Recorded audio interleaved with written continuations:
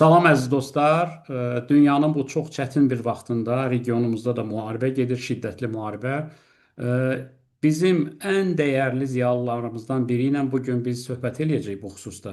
Özü də Həmid Herisçi. Həmid ağa, salamlar olsun sənə. Xoş Salam, gördük. Şükür hoş Allaha, geldin. sən qayıtdın, gəldin vətənə, Bəli, həmşəhriliyə. bəli, bəli. Bizim bugün Həmid Verisçi ilə onun İranda olduğu müddətdə gördükləri, başına gəldikləri, müşahidə etdiklərini müzakirə eləyəcəyik. Həm də onun gündəlikləri də var. O Bəli. gündəlikləri oxuya bilərsiniz. Artıq mətbuatda da dərc olunub, Həmid ağanın səhifəsində də dərc olunub. Bizə çox maraqlıdır ki, Həmid ağa həmin dövrdə məhz Azərbaycan bölgəsində olub. Həmid ağa, sən başdan bizə bir təsvir elə, nağıl elə, hekayəti bir danış. Sən necə getdin həmin bu müharibənin mərkəzinə düşdün? Əsl yazıçı taleyidir də səndə. Əvvəla mən hesab edirəm ki, tarixin imtahan günlərini əsl yazıcı öz şuurla yox, şuur altısıyla, qələminin ucuyla duymalıdır, hiss etməlidir. Mən hiss etdim. Doğrudur. Bilirsiniz, o necə bir ürək xəstəsinin kardioqrammasını çıxardırlar. O elə bir, bax, doğrudan elə bir ürəyim dedi ki, getməlisən. Mən bunu izah edə bilmərəm. Demək, müharibəyə bir həftə qalmış, siz təsəvvür edin, mən gedirəm Təbrizə. Əlbəttə, mən Təbrizdə bir zarafat edirdim cəmaatla. Mənə soruşurdular, necə gəlmişsən? Deyirdim, qaçağı gəlmiş. Təbrizdə sevirlər zarafatı arasında. Bəli, bəli. Bu zarafat ki, qaçaq gəlmişəm. Özü mən bunu uzun belə fasilə ilə Təbrizlər axı öz zarafatlarında gülmürlər. Məsələn, Hmm. bunu deyirdim, uzun bir fasilə qoyurdum və görürdüm üzlərdə olan o ifadələri, kinematografik ifadələri.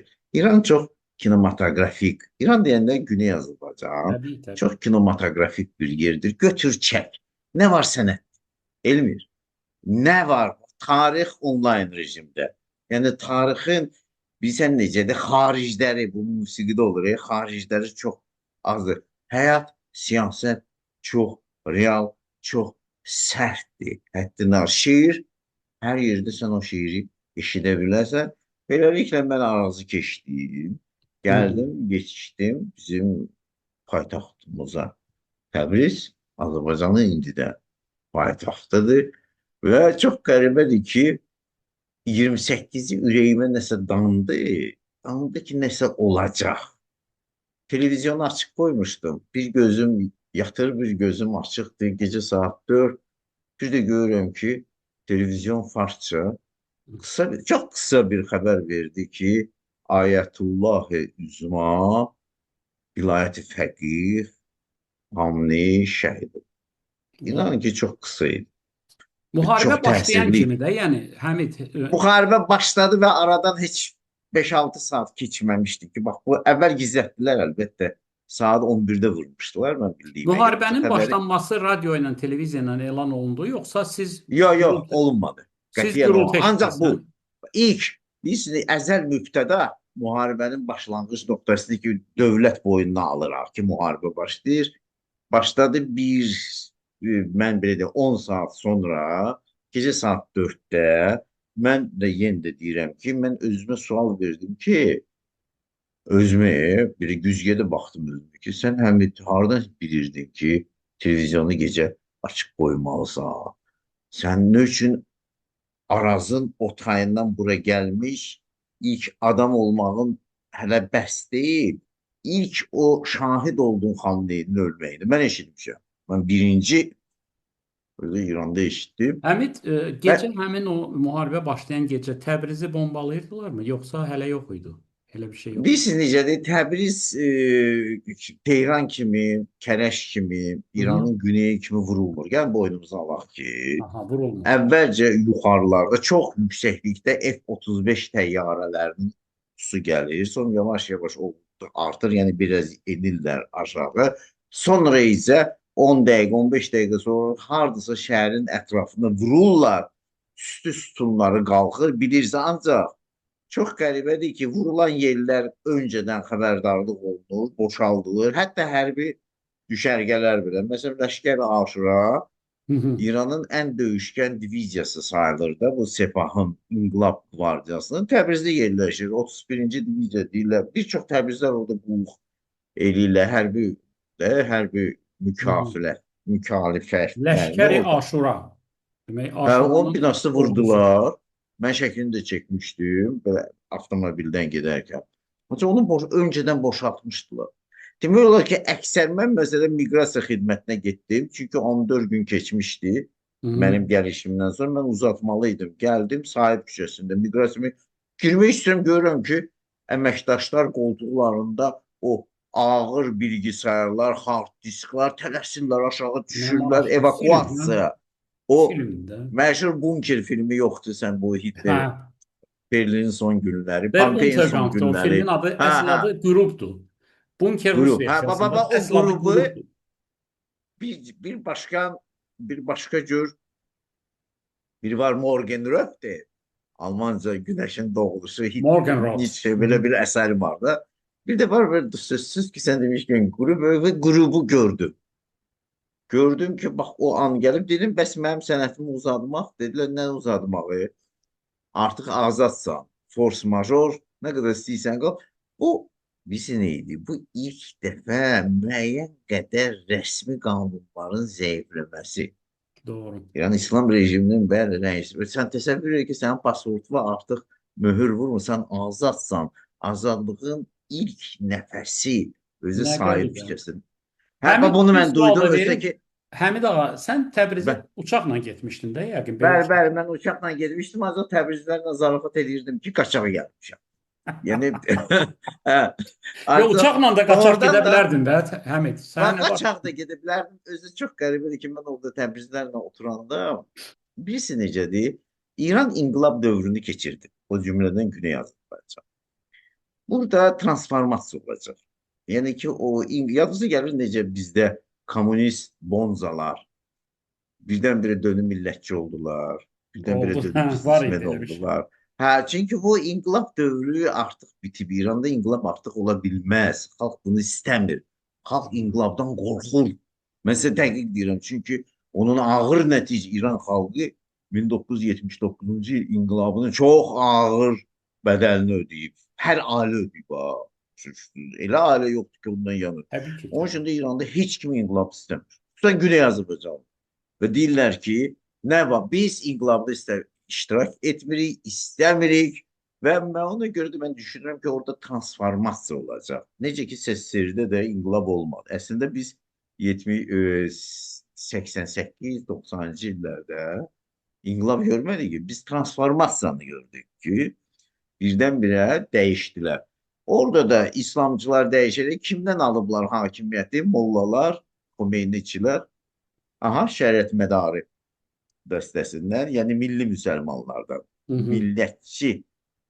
Bunun da yaranmağının bir tarixi var. Məsələn, ondadır ki, şəriət mədarı özü Təbrizin İmam Cüməsi idi. 1946-cı ildə Şah ordusu Təbrizə girəndə Şahın ordusunun ayaqları altında qurban kəsmişdi. Ancaq 1963-cü ildə Ağ İnqilab dövründə Şah bunun bütün malını, mülkünü, mollaların, xüsusən torpaqları alanda Azərbaycan Demokrat Firqəsinin bir neçə üzvü gizlincə gedirlər Təbrizə. Əvvəlcə onun müavinləri Sultanın Qurrayı ilə Mehdi Müşteyli ilə danışıqlar aparırlar. Sonra gəlirlər ki, bax sən 1946-cı ildə biz milli qüvvələri bir növ məğlub eləyənlərə yol açdın. Ancaq indi sənin özünü də şah ləğv edəcək. Gəlin birləşək. Azərbaycan Demokrat Firqəsi ilə belə Təbrizin dindarları 63-cü ildə müəyyən qədər bir sazişə girmişdilər. Bunu mən ilk dəfə deyirəm. Çünki mənim atam Qafarkəndli Hecisi bu proseslərin içində olub. Hı. Hə, o mənə danışıb bunları. Təbii ki. Demək gizlincə gəlirlər. Mən də həmin xatirə Təbrizdə müəyyən adamlar onu bilirlər. Necə Azərbaycan Demokrat Firqəsinin rəhbərləri 1963-cü ildə Bakıdan gizlincə gəlirlər Təbrizə. Bu söhbət olur. Və mən belə oturanda Təbrizdə bir çox insanlar da deyir ki, mən yenə də o cür gəlmişəm. Yəni biraz belə səhnəcik düzəldir. Mənim başa düşür, mən yazıçıyam. Müəyyən qədər kino da çəkirəm elə bil. Belə baxırdım, özüm də istəyirdim o qorxulu Təbriz, o dumanlı Təbriz, bu sui-qəsd, bizə inqilabçılar, gizli otaqlar, söhbətlər, xəlvətlər. Mən birdən belə tuturdum, deyirdim, bilirsiniz nə var? Mən Bakıdan gizli gəlmişəm. Necə ki 63-də Azərbaycan Demokrat Firqəsinin üzvləri gizli gəl. Mən də Demokrat Partiyasının üzvüyəm. Mənim kitabçam var. Əslində mən Azərbaycan Demokrat Firqəsi sonuncu üzvüyəm. Sonuncu sağ qalmış üzvü. Doğrudan elə. Mənim adam onun rəhbəri oldu. Mən o sənədləri açırdım. Siz təsəvvür edin 41-42-ci ilin sənədləri göstərirdim. Deyirdim ki, çox da zarafat səviyyəsində edirdim. Amma deyirdim ki, zaman təkrarlanır. 1941-ci ilin sənədləri, məsələn, Əhər İnqilab Komitəsinin Qafar Kətliyə mənim atama verdiyi təqdirnamələr və yaxud Pişəvərinin atama verdiyi ezamiyyət Əhərə. Mən Əhərə gedəndə cəmaata o sənədi göstərirdim. Və siz inanırsınız ki, elə bir zamanda səyahət et. Və mən bir-iki nəfərin ağladığını gördüm yaşlı. Çünki onlar Tanıyanlardan, xatırlayır, tanıyanlardan. Sağ olanlar hələ tanıyanlardan. var. Sağ Bəli. olanlar. Və mən müəyyən qədər bu, siz doğrudan da mənə elə gəldi ki, mən tarixi geriyə göndərmişəm. Və sizə inandırıram ki, İran hökuməti bugün başı qarşı bu İsrail təyyarələrində, Amerika təyyarələrində bir o qədər də artıq daxildə təzyiq yoxdur artıq. Mən olanı da deyirəm ha. Çünki mən gördüm, çünki yenə də deyirəm ki, dövlət idarələrini vurur, İsrail, Amerika təyyarələri dəqiq atəşlə öncədən xəbərdarlıq edir. Onlar boşa başları qarşılıqda otururlar idarələrin qabağında avtomobillərdə, yəni öz iş kabinetlərində əyləşmirlər. Yəni artıq olan başı biraz qaçışıqdır və müəyyən qədər biz belə milli insanlar açıq danışa bilirdik. Mən də biraz belə aktyorluq edirdim məsələn. Biraz da bilirsən necədir? Bu cür belə buna inqilabi fəaliyyət deyək, ədəbi fəaliyyət deyək, jurnalistik fəaliyyət. İndi bilmirəm necə. Elmir, biz sənin axı neçə ilin dostuyuq da mən səndən çox sərbəst danışıram da. Yəni ki, olanı sən bilirsən ki, biz Təbrizlər də zarafatı çox sevirik. Əslində Təbrizlər Belədir də. bütün Yəni işlərini orada zarafatla görərlər. Həmid Səməd ağa, Behrəngi bilirsən də nə qədər zarafatçıl olur. Bilirsən də Səməd Behrəngi nə qədər zarafatçıl. təbii Səməd Behrəngini biz gözəl tanıyırıq. Həmid ağa, yaxşı bir məqama gəldin. Zaman Hı. doğrudan da təkrar olunur tarixdə. Bəli, bəli. Amma spiralvari də şəkildə, spiralın yeni mərhələsində. Bu barədə Bəli, səninlə bəli. çox Tam danışmışıq. razıyam sən. Bunu biz nə qədər inkar eləmək istəsək də, burada bu sən demişkən bir metafizik bir qat var. Belə Bəli. sanki belə deyək də baxırsan tarixə, tarixdə o ziqzaqlar qalxır enir, qalxır enir. İranın tarixində bunu ümumiyyətlə çox belə açıq şəkildə görmək olur. E, İranda tarix təkrarlanır, düz deyirsən. Amma Tarix spiralın nə başqa mərhələsində. Bax indi onu təkrir, sor. təkrir verir. Aha. Yəni 1979-cu il İslam inqilabı əslində revanş idi. Revanşizm idi. Yəni ki, uduzmuş Şiə təməlçiləri şah modernizminin əleyhinə çıxırdı. İndi də biz görürük ki, Pəhləviçilər kimdir? Onlar da revanşistdir. Onlar da 1979-cu il məğlubiyyətinin revanşını istəyirlər. Yəni İranda bu revanşizm, tarixdən hayf almaq, tarixi geri qaytarmaq, bu cür illüziyalar var. Mən buna illüziyalar deyirəm. Mən hesab edirəm ki, tarix geriyə qayıtmır. Yox, qayıda İnsanlardan bilməz, aydındır. Bu erzat bir şey olacaq da. Erzat bəli. yəni saxta, süni. Yəni Pəhləviçilər doğrudan da buna ümid eləyirlər içəridə. Sən oradan gəlmisən. Axı bu çox belə deyim də bu qeyri-ciddi məqamdır. Kim istəyər monarxiya restavrasiya olunsun? Belə bir şey mümkündürmü? Axı dünyada Mən yoxdur. hesab edirəm ki, İran hökumətinin əleyhinə 500-ə yaxın təşkilat fəaliyyət göstərir. O cümlədən 500-ə yaxın sayt, televiziya, bir dənə elə BBC Farsi nəyə deyər, məsələn deyirəm də. Siz təsəvvür edin ki, İran Cümhuri İslamının bu itilatı, sepahı onlara qarşı necə mübarizə? Sözsüz ki, politexnoloji fəndlərlə mübarizə aparır. Çünki hərəsinə ayrılıqda məşğul ola bilməz. Bu nədə özünü göstərir? Onların əsas siyasəti nədir? Səfeh adamları, uğursuz adamları, zay adamları müxalifətə dürtüşdürmək. Hər cür şərait yaradırlar ki, səfeh adamlar gedib müxalifətin başında dursunlar. Hı hı. Səfih adamlar. Sağ Onlar ol. hər cür şərait yaradırlar ki, dezinformasiyalar düşsün o radio, televizyona, sonra da təkzib olunsun. Bildin də necə? Yəni Aha. əslində Pəhləviçiləri də Rza Şah Pəhləvi, bu Məhəmməd Rza Şah və Əli Rza Şah belə deyir də. Cavid Şah da buna deyirlər nə üçünsə. Və bunu gətirən, bunu tirajlayan, anonsan İran kəşfiyyatının özü. Çünki onlar bilirlər ki, Aha, bu belə. ömründə onlar bilirlər ki, bu ömründə İranda ya da çünki bir dəfə enən bayraq heç vaxt Aha. qalmır. Bir də qalxmır. Əslində bax yalan söz. Mən məsələn hesab edirəm ki, bir dəfə enən qalx.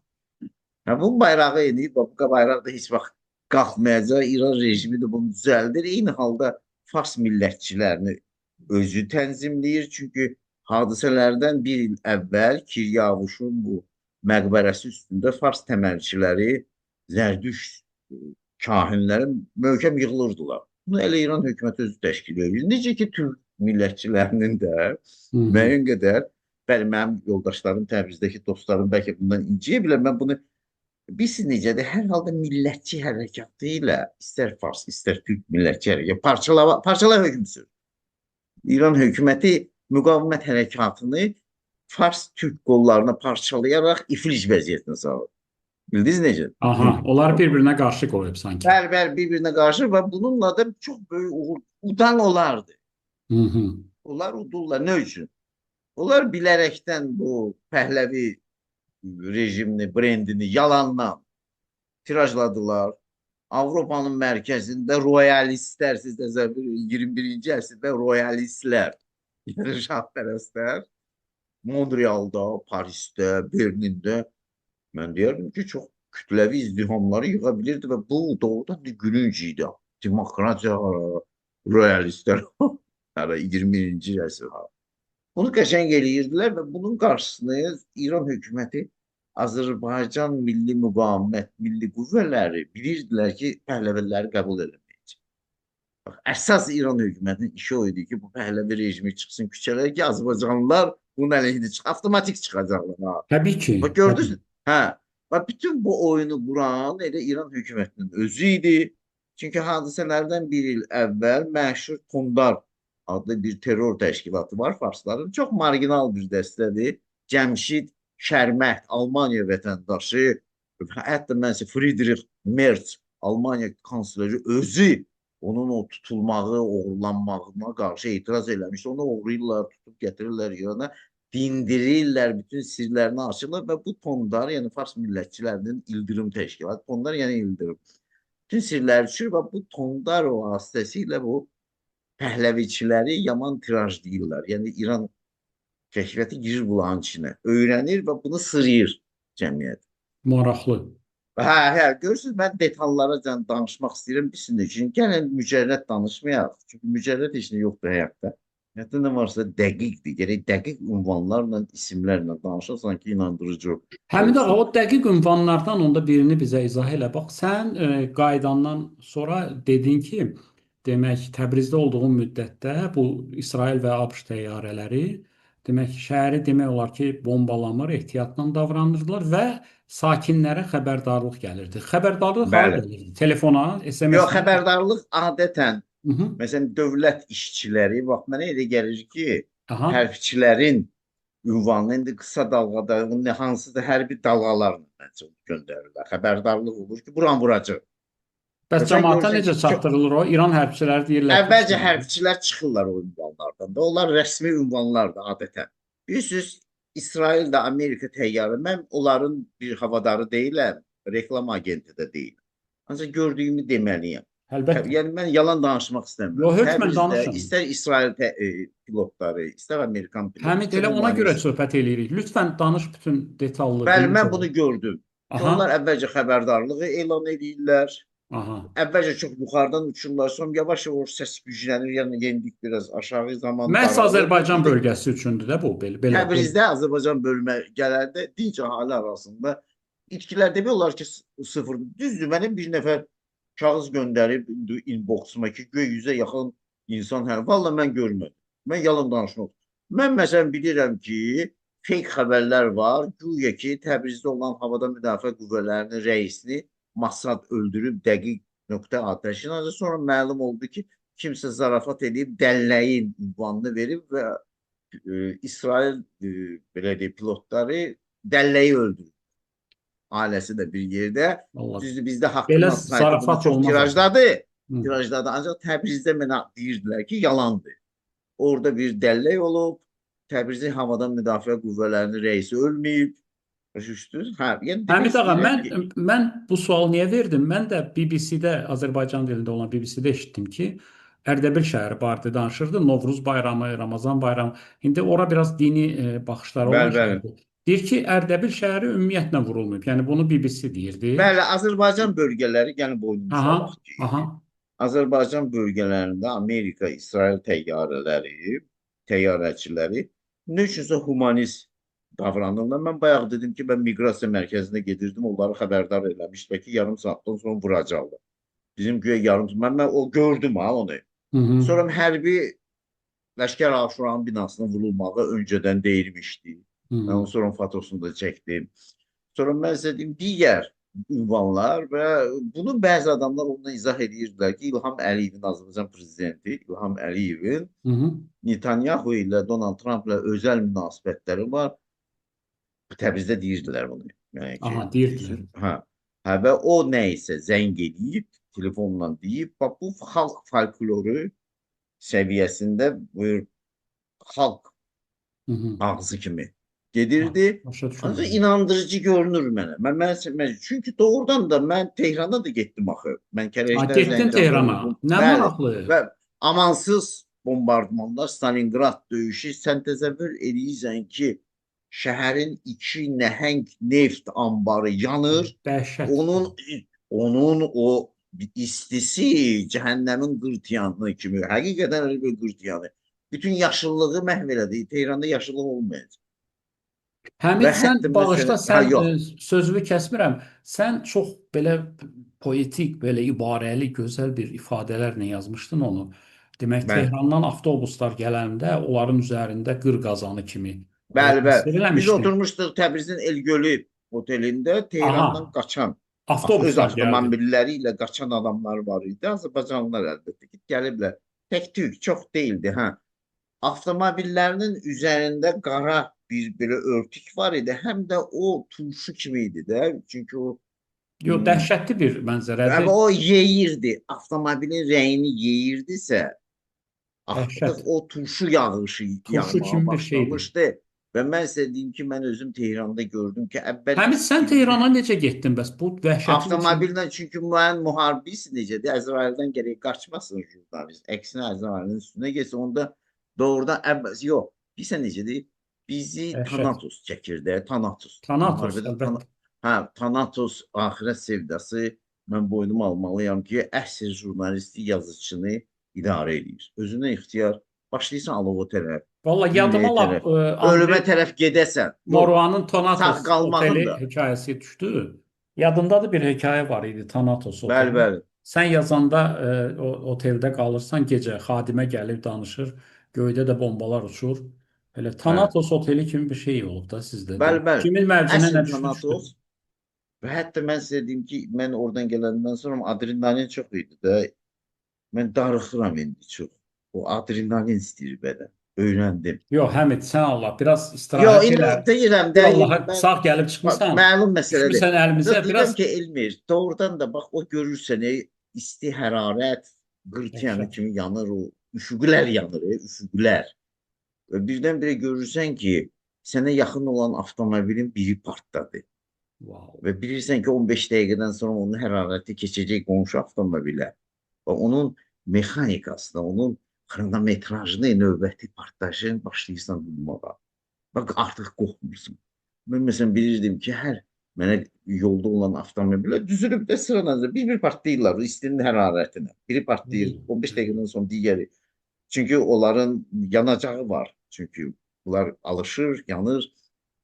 Mən məsələn yaxın gəlirdim avtomobillər, bəzi adamlar deyirdi, gedmə, gedmə. Biz çox qəribədir, mən İranda heç fars görmədim.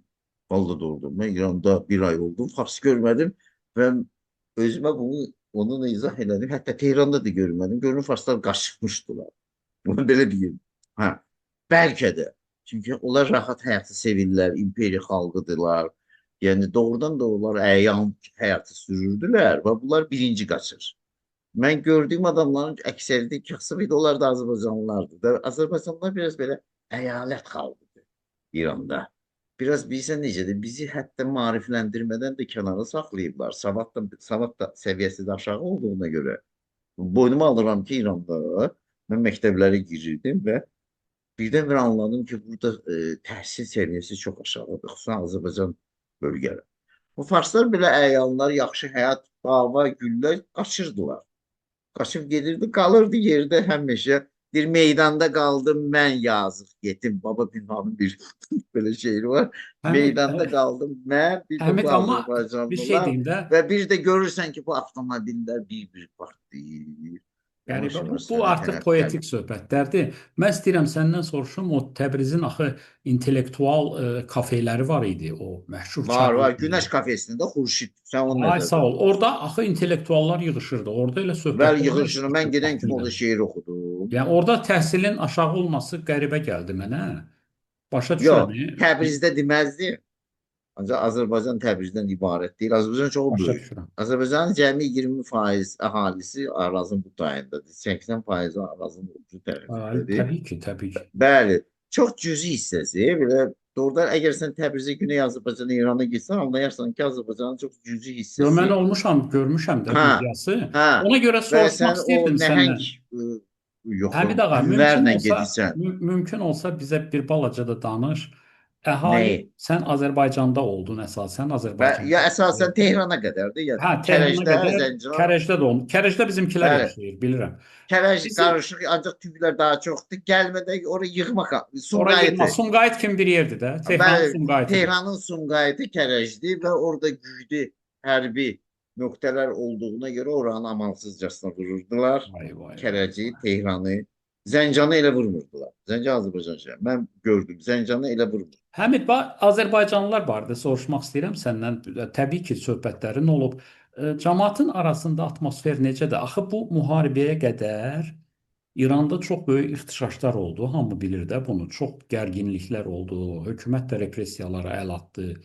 Azərbaycan burada çox iştirak eləmədi. Gözləmə mövqeyi tutdu, doğru elədilər. İndi isə müharibə başladı. İnsanlar arasında ümumi demək belə hal-əhval necədir? Təxmini elə bil ölkəmizə işğal təcavüz olunub və biz birləşəcəyik. Beləmi? Yoxsa Sən bu necə rejim Azərbaycanlılar bu dəfə aha yenə dedim, inqilab eləmək istəmirlər. Ağ istəmir. inqilab istəyirlər. Özü mənim silsilə məqalələrim var idi. Ağ inqilab, ağ inqilab. Elə bir yerinə düşdü. Elə bir bunlar lal bu işi görürdülər. Mən onların dilmancı oldum. Yəni jurnalist oldum. Çox sevirdilər mənim bu yazılarımı, televizyon çıxışlarımı. Azərbaycanlılar artıq ilk yox, son hərəkət etmək istəyir.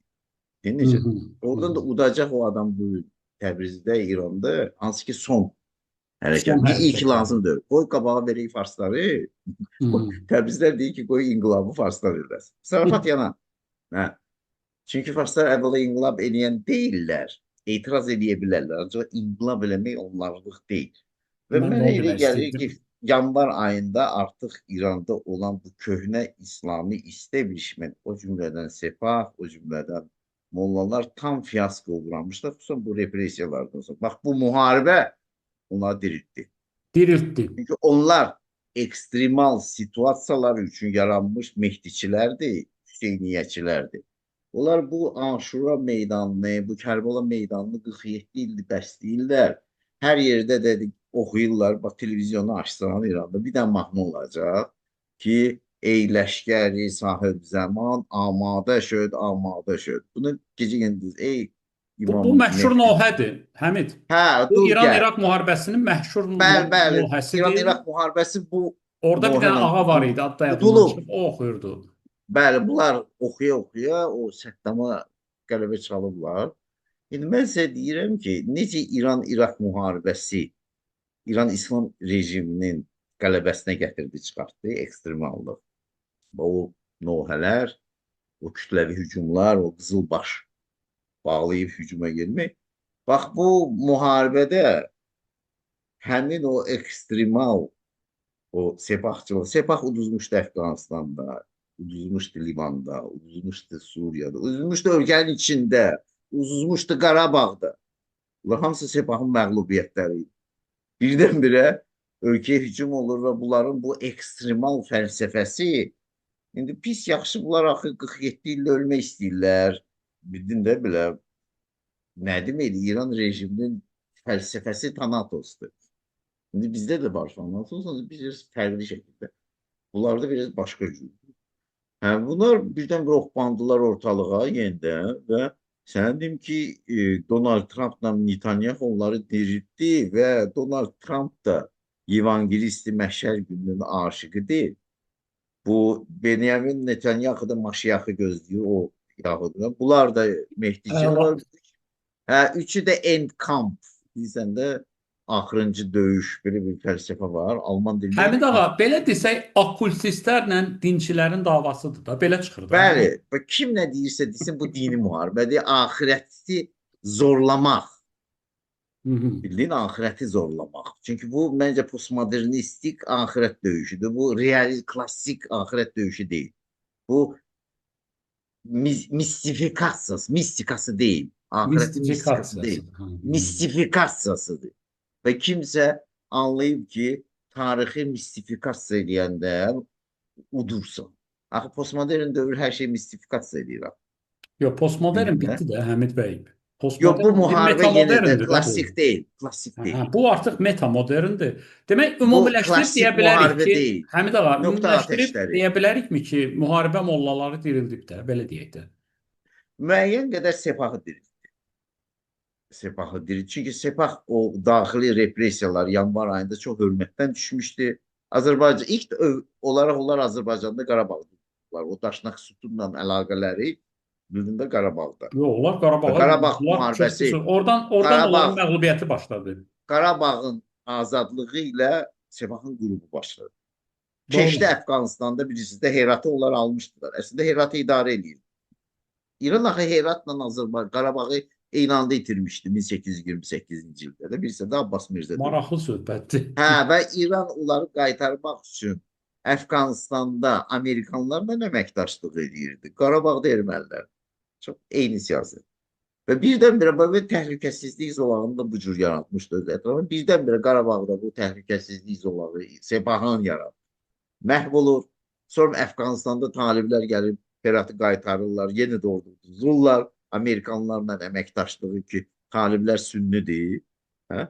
Ona da görə də Qasım Süleymani Əfqanistanda olan Amerika səfiri vardı.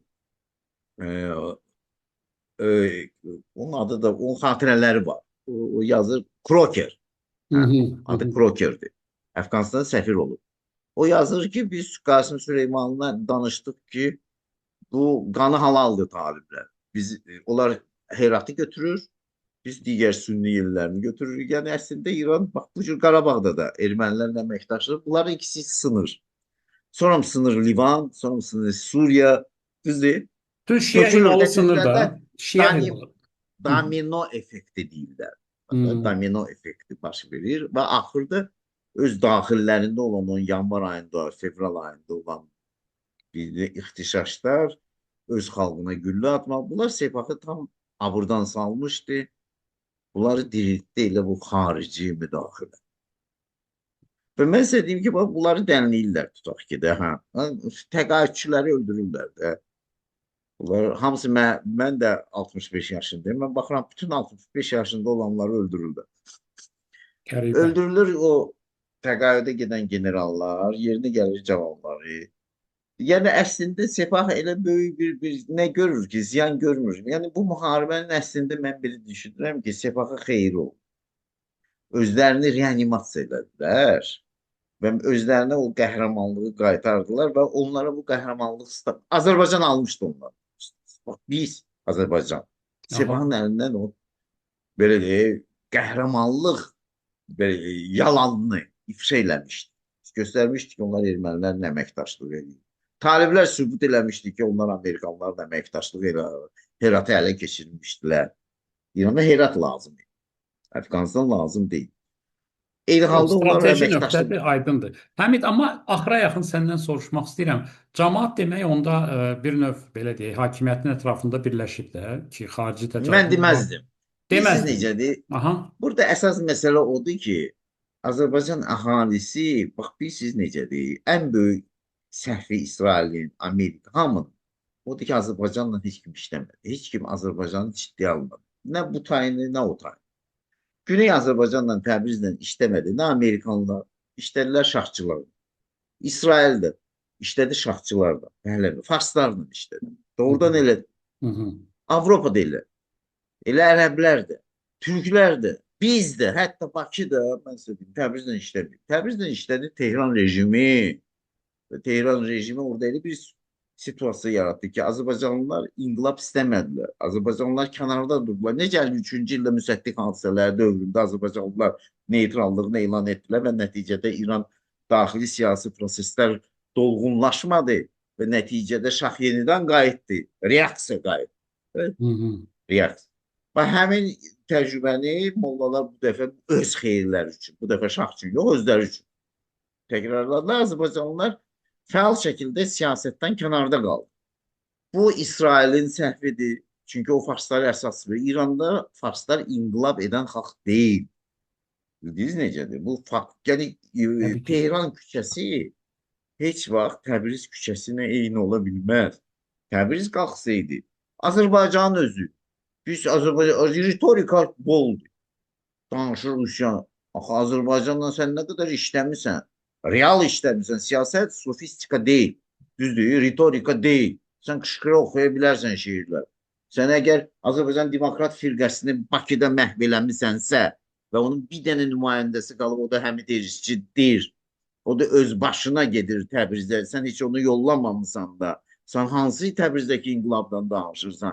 Sən Azərbaycanda olan 17 min siyasi mühacir hardadır? Onlar Sovet dövründə təşkilatlanmışdılar.